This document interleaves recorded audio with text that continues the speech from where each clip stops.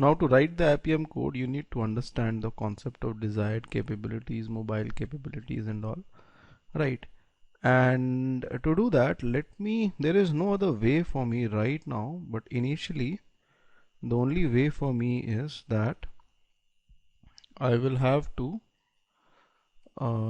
copy a piece of code, okay, into this one. Alright, and explain you with the code. If I write the code myself, it's going to take a lot of time. Okay, so hold on.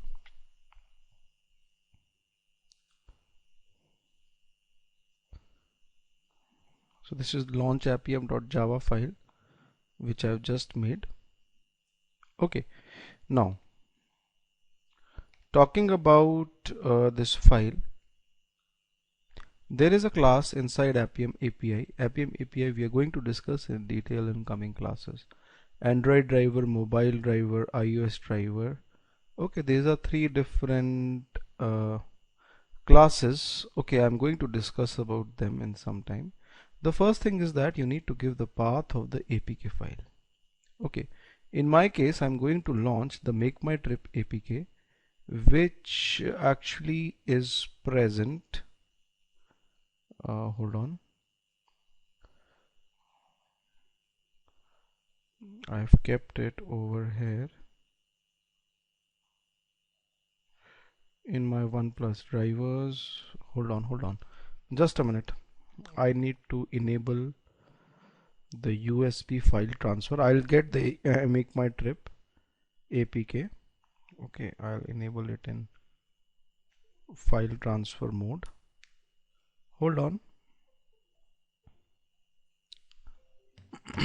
Alright, my phone was not in file transfer mode, so over here under extracted APKs, this is make my trip APK. Okay, and this just got extracted, right? So I'll copy it and paste it maybe in my D drive directly. Okay, right, I already had it over here. Fine, and I'll actually shorten the name, make my trip.apk, right? So in the code, the first thing which you need to do is that you need to give the path of the APK. Where is it lying in your PC? Okay, my APK file is lying under D drive mkmt.apk.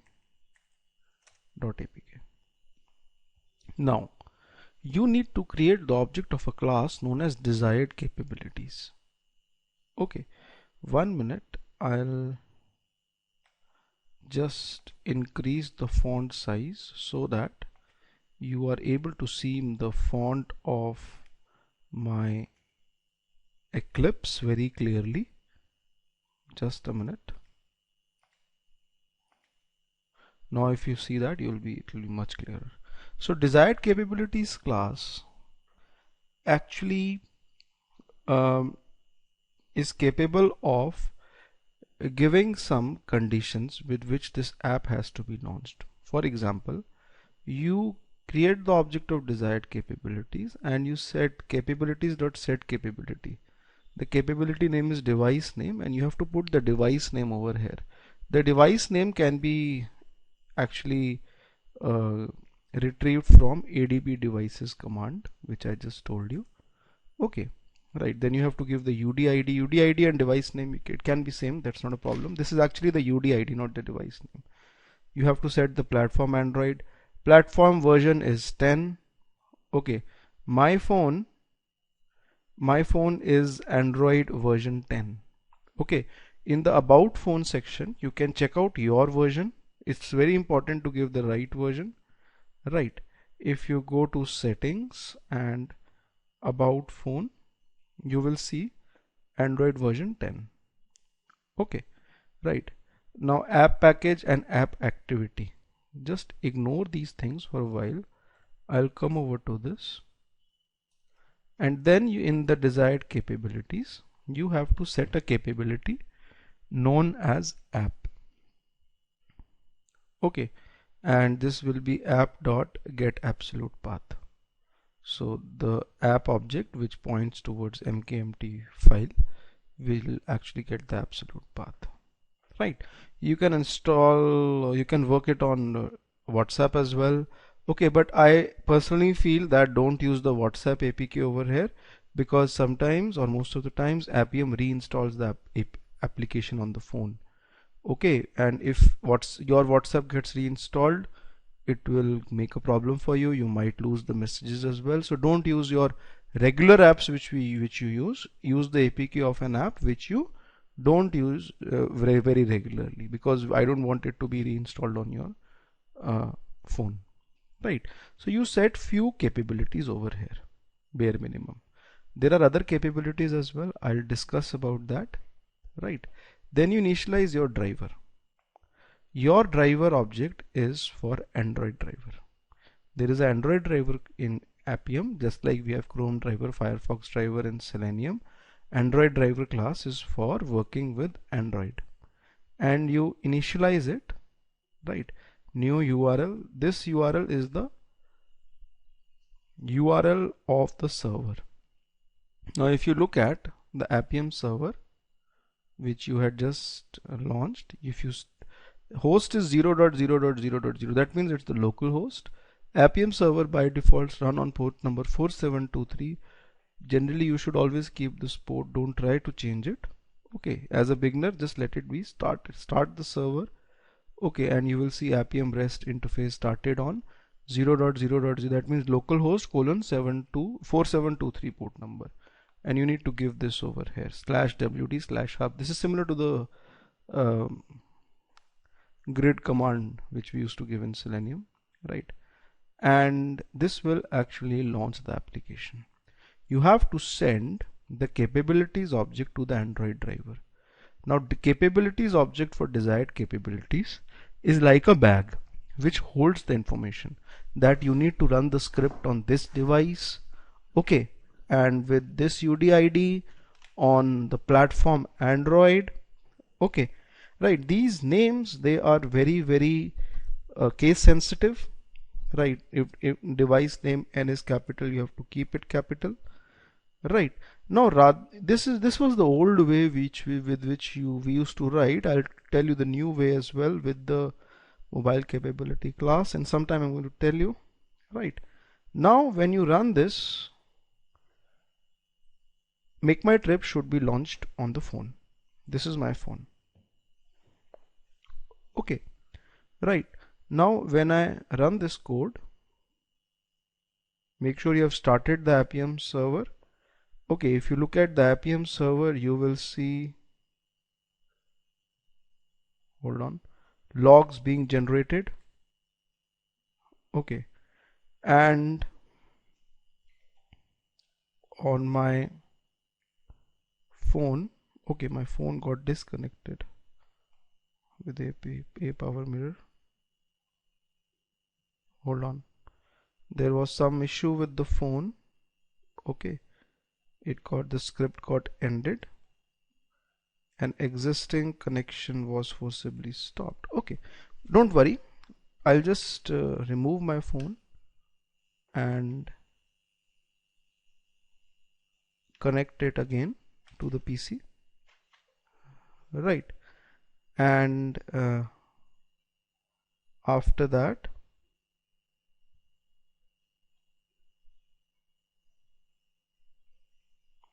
I'll click on start now. These are actually the DDMS logs as well. Alright, so just ignore them, clear the logs and run this program. So when you run this, you will see that Appium is presenting a lot of things over here. In Appium server, a lot of things are coming up. Right, and this is my phone. Okay, hold on, see that the make my trip application gets installed, or not installed, it is opened on the phone.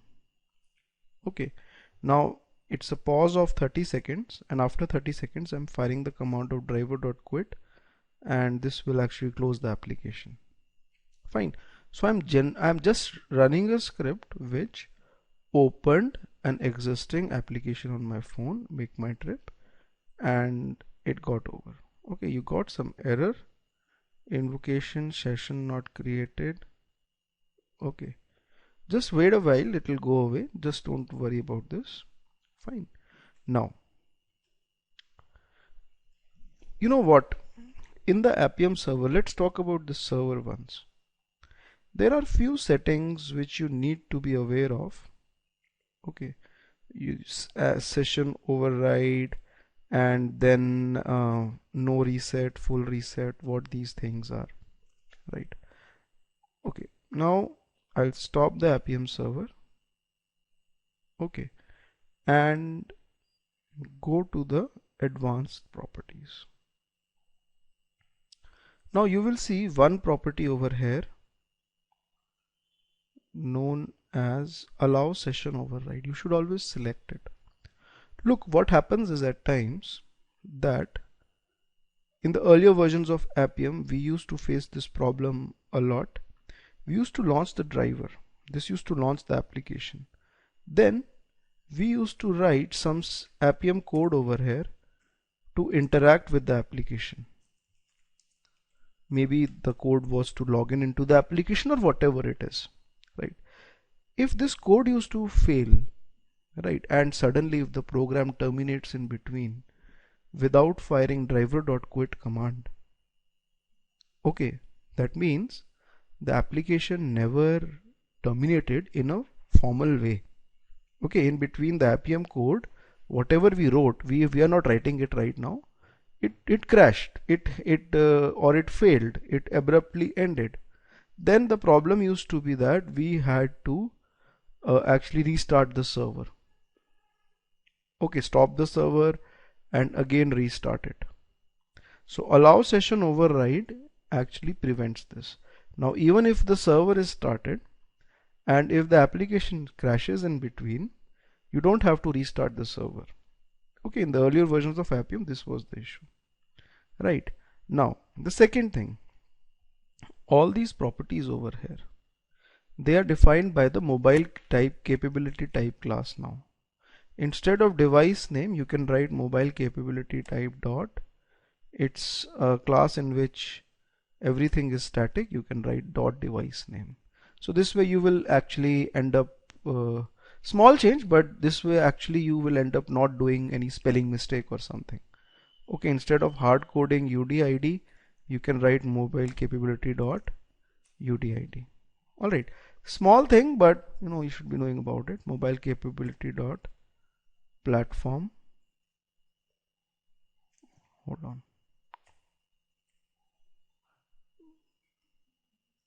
platform name. Okay, and instead of this, platform version, and instead of this, there are a lot of mobile capabilities which you can introduce, and I'm going to tell you about these. Okay, so let me just give it a dry run to check everything works, right? Because you know, never know. I'm just running it once. Okay, this is the Appium server. Sometimes the server crashes or you don't know what is happening. You can just copy these logs. Okay, Control C, paste it on the Google and search as well. Okay, I'm not saying that if my code is running, your code would be running. All right, there is a high possibility that your code might not run. Right, so you can ask questions at the bottom of your screen as well. Okay, when you are logged in into your account, okay, at the bottom of the screen you can ask questions over here. All right, fine. Now, so in between the application should run up. Okay, just testing. Yeah, that's fine. Right now, talking about other parameters. Okay, if you look at your phone, right, this is the Make My Trip application. Okay, now suppose I need to register here, and I register here with a mobile number. Okay, I'll open the application again, and over here I go to hotels search, or I go to the flight search, right? Okay, and when I go to say my trips, okay, which is over here at the bottom, all right, if I click on trips, it asks me to log in with the phone number or something, right? So I can enter my phone number. I'm just showing you something. Okay, so it will verify the OTP. The app automatically verifies it, and it logs me in. Fine. Okay, so now I am logged in inside the application with my phone number. Now if you run this again, if I run this program again, and it's gonna it'll take some time for this to run. So they have awarded my wallet with some 555 rupees. That means I'm logged in. Okay, right. Now if you look at this, then Appium has now closed the application. It is launching it again, and it is again asking me to log in. So what Appium does is that it uninstalls the original application, installs it again, and it launches the application, which is actually not good. Okay, you don't want that to be happening every time, right? So how do you manage this thing? Okay, how do you manage this thing? To manage this thing, we have these capabilities. No reset capability, you mark it as true. No reset means don't reset the app. Okay, and full reset to false, that means don't do the full reset with application. Okay, now if I open the application, Make My Trip application, go to my trips, and again register. Okay, and it will take up the OTP. Hold on. Right, fine, and I'm logged in. All right, now if I run the program with these settings, and if you look at the output,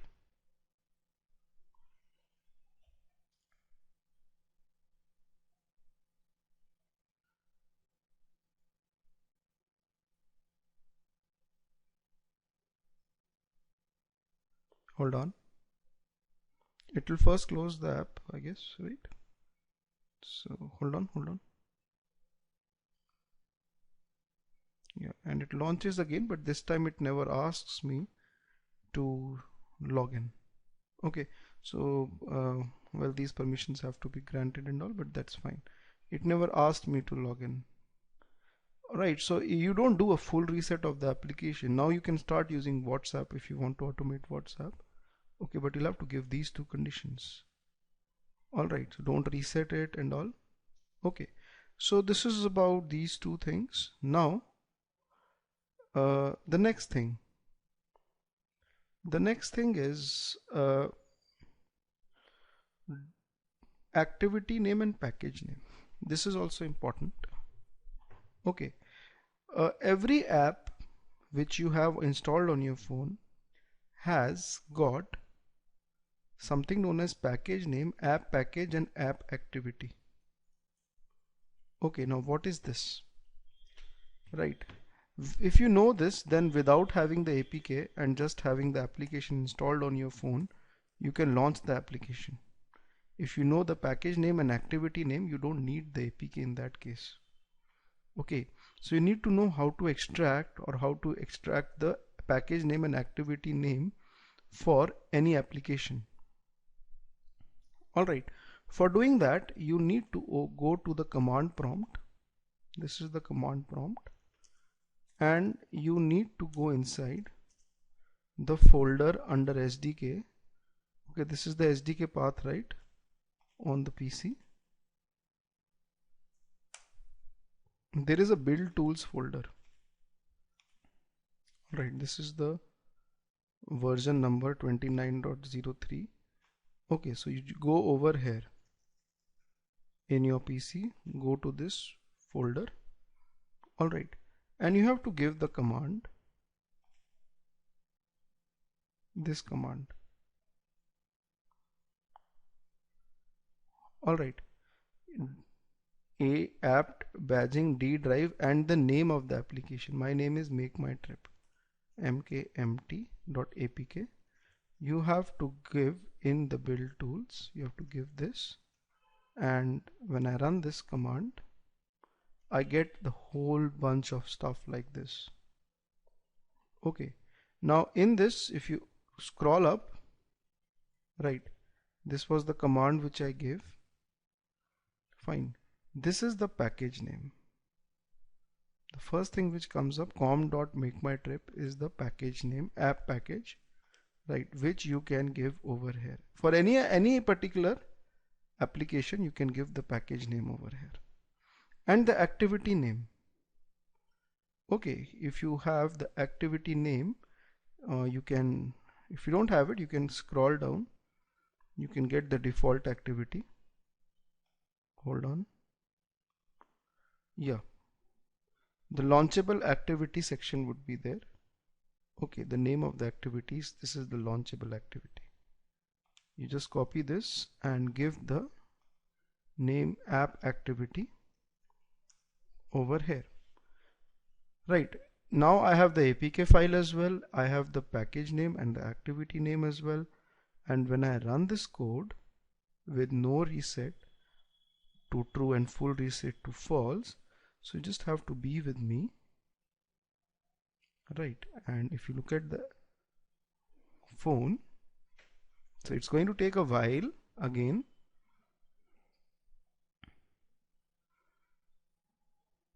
So I'm just launching the application, I'm not interacting with it right now, we are just learning about few fundamentals. Okay, now this is the thing, it's launched the application. Now even if I am not giving the app path, make my trip app path, APK path, I'm not giving, with no reset to true and full reset to false, if I run this now, okay, I'm running this again, and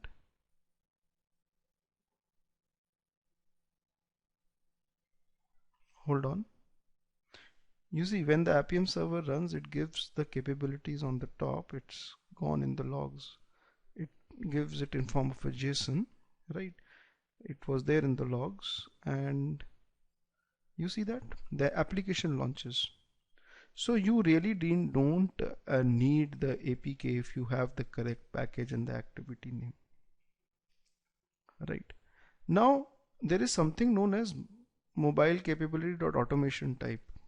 Alright, over here again you can use the mobile capability class dot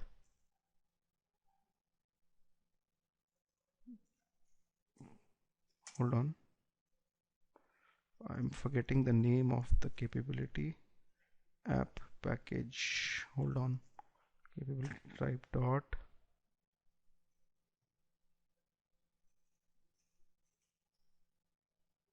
okay, forget about it, in the further modules I'll tell you.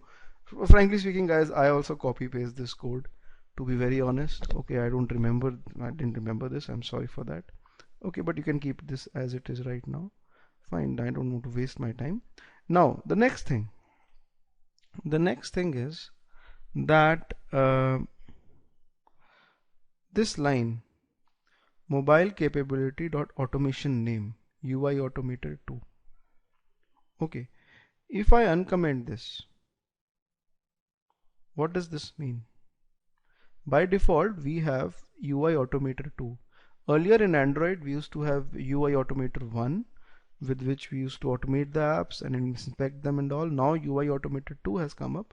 By default, Appium uses 2. Don't worry, you should always use 2.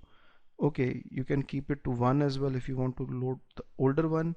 You will get to know about UI Automator more in the coming modules, but right now there is no need to keep this line as well. By default, UI Automator 2 is loaded. I was using JDK 11. Okay, just telling you the experience. In JDK 11, UI Automator 2 was not working. UI Automator 1 was working. That's why I switched back to JDK 8 and then the latest one 2 started working. Okay, how does this work? How does this automate? How does this inspect? We will talk about that later on. Okay, so time being, just understand Appium is using UI Automator 2 right now in Android. Okay, now this was about running on the device which is connected to the machine.